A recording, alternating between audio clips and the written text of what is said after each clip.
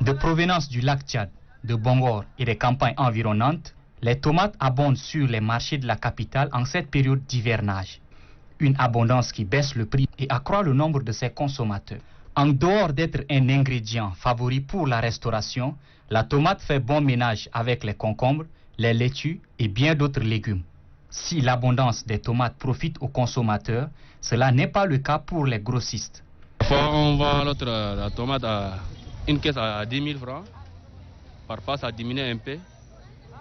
Ça vient de 7 500 jusqu'à 7 000, jusqu'à 5 000 aussi.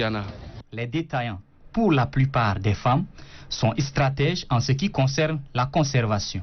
Nous, on ne conserve pas ça parce qu'on n'a pas de frigo, bien sûr.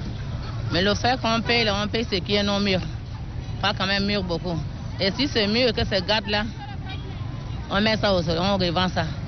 On vend aux les femmes qui préparent alors, les sauces alors. Comme tout aliment, la tomate renferme des vertus nutritionnelles. D'abord, c'est un aliment qui est très riche en eau. 90% de la tomate contient de l'eau. Donc de ce point de vue, c'est un super hydratant. Ça hydrate l'organisme, ça apporte de l'eau. Ensuite, la tomate contient également des éléments qu'on appelle des fibres. Et ces fibres alimentaires facilitent la digestion. La tomate contient des éléments minéraux et des vitamines. C'est pourquoi on dit que c'est un aliment protecteur. Ce sont des éléments importants également qui préviennent des maladies, par exemple les maladies cardiovasculaires. Professeur Abdel Salam Tidjani de poursuivre que la tomate, deuxième aliment le plus consommé au monde après la pomme de terre, est plus riche en lycopène.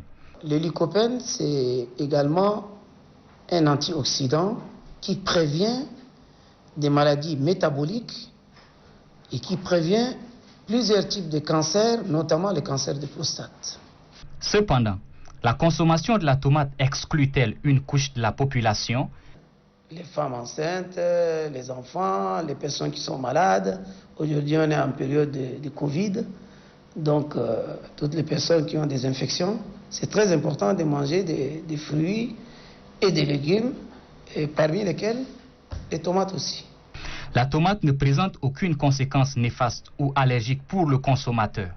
Néanmoins, il faut éviter de consommer les tomates non mûres ou en état de décomposition, car cela pourrait se répercuter sur la santé. La règle d'hygiène doit être aussi de mise lors de sa préparation.